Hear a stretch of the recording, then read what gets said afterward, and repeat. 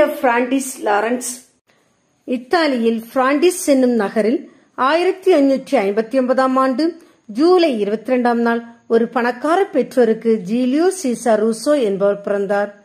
இவர் சிறுவனாக இருந்தபோதே இவருடைய பெற்றோர் காலமாயினர். தனது 16வது வயதில் எளிமையை குறிக்கோளாக கொண்ட பிரான்சிஸ்கன் சபையின் ஒரு கிளையான கப்புச்சின் சபையில் ஒரு இளங்குருவாக சேர்ந்து லாரன்ஸ் என்ற பெயரை ஏற்றுக்கொண்டார். விவிலியத்தை அதன் மூல மொழியில் கற்று அதில் சரளமாக போதிக்கும் புலமை பெற்றார். லாரன்ஸ் எபிரேய மொழியில் புலமை பெற்று விளங்கியதை அறிந்த 8வது கிளைமெண்ட் திருத்தந்தை யூதர்களை மனம் திருப்பும் பணியில் இவரை அமர்த்தினார்.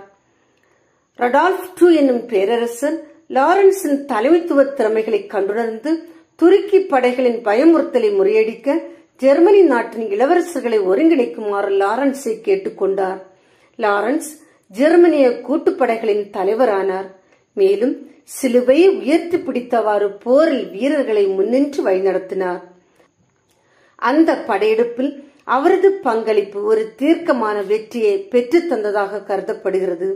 லாரன்ஸ் தனது 59வது வயதில் அமைதியான ஜெப வாழ்க்காக ஓய்வு பெற்றார்.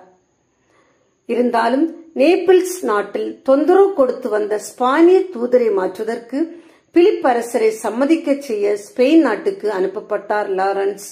அதிலும் வெற்றி கண்டார். ஆனால் திரும்பும் வழியில் உயிர் நீத்தார்.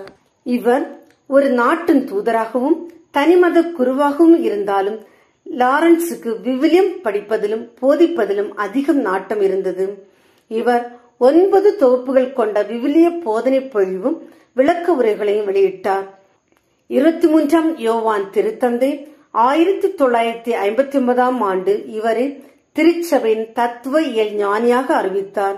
ஜூலை 21ஆம் நாள் இவரது திருவிழா கொண்டாடப்படுகிறது. ஜெபம். அன்பு தந்தையே இறைவாம், உமது அருட்கொடைகளை எமக்கு அளித்தருளும்.